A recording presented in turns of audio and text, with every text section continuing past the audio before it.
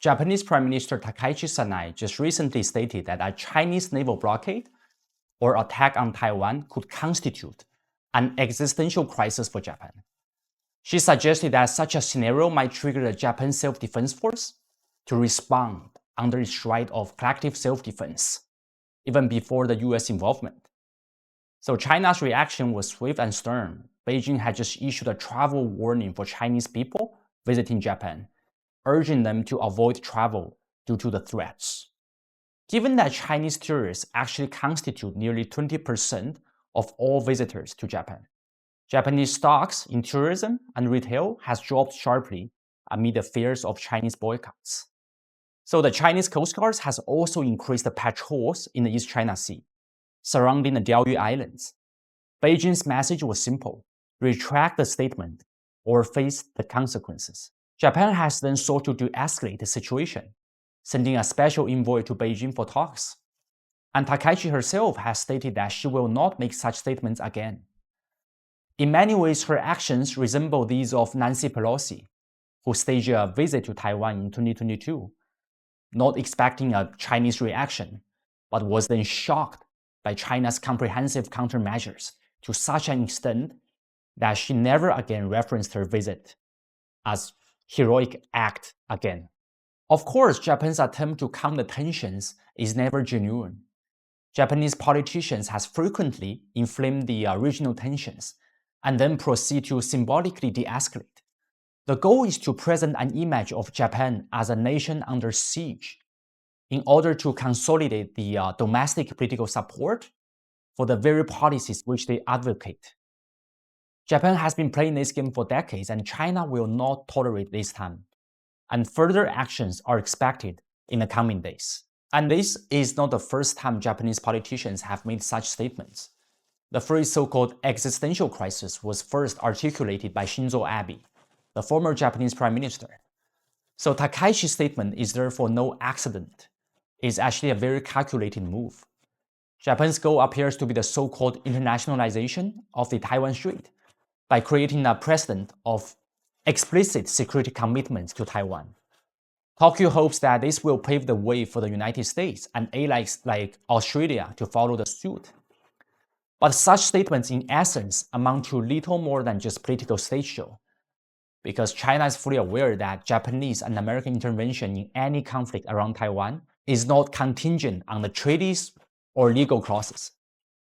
The situation will ultimately be determined by the balance of military power. As the military balance increasingly favors China, it becomes natural to expect more of these outrageous and blustering declarations. So why then does Japan appear more obsessed with Taiwan than even the United States does? The answer lies in Okinawa. In 1879, Japan has invaded and annexed the Ryukyu Kingdom, today's Okinawa. During World War II, the Allied powers issued the Potsdam Declaration, stating that Japan's sovereignty will only be limited to its home islands, which does not include Okinawa, and it was supposed to be restored to its former status. But in 1951, the United States just unilaterally suggested that Japan will hold this so-called residual sovereignty over Okinawa during the San Francisco Treaty. And later, United States handed the administrative control of the islands to Japan under the Okinawa Reversion Agreement of 1971. These moves were legally dubious and never formally recognized under international law. So the sovereign status of Okinawa still remains undecided. Here's where Taiwan enters the picture. In the same 1971 agreement, the USA also transferred the administrative control of China's Diaoyu Islands, which is geographically an extension of Yilan County in China's Taiwan province, to Japan. Tokyo has then placed the islands under the Okinawa prefecture. This act was not only a violation of China's sovereignty, but also a symbolic continuation of Japan's colonial dominance over the people in Ryukyu. For the moment, China's claims over the Diaoyu Islands are weakened by the authorities in Taiwan, who have de facto acceptance the loss of these territories. But should China achieve its national reunification with Taiwan, Beijing would be able to rightfully assert its claims over the Diaoyu Islands. This would also strengthen the legal authority of the Potsdam Declaration, which confirmed Taiwan's return to China. The international community could then re-examine Japan's hold over Okinawa and potentially opening the path to self-determination for the Ryukyu people. Such a precedent would also undermine Japan's claims over the islands like Dokdo, which are disputed territories with South Korea. Islands like these were also designated as non-Japanese under the Potsdam terms, but they were never fully implemented. But deep down, none of this sufficiently explains why Japan calls China's issue with Taiwan an existential matter. Because Taiwan, Okinawa, and other disputed territories were never originally Japanese, and changes in their status will have little impact on Japan. China is also Japan's most important economic partner. So why do Japanese politicians take such a tremendous risk over the regional peace? The answer is that Taiwan represents the last symbolic remnant of Japan's colonial empire, an imperial legacy Japan has never fully confronted. Japan's right-wing politicians has invoked the slogans like defending democracy, maintaining the international order, and now the existential contingency regarding Taiwan.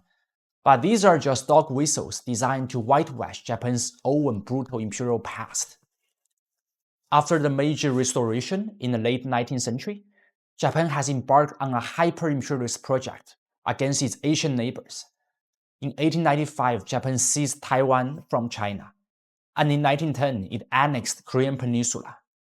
Japan's imperialism was tolerated by the international community, led by the British Empire back then.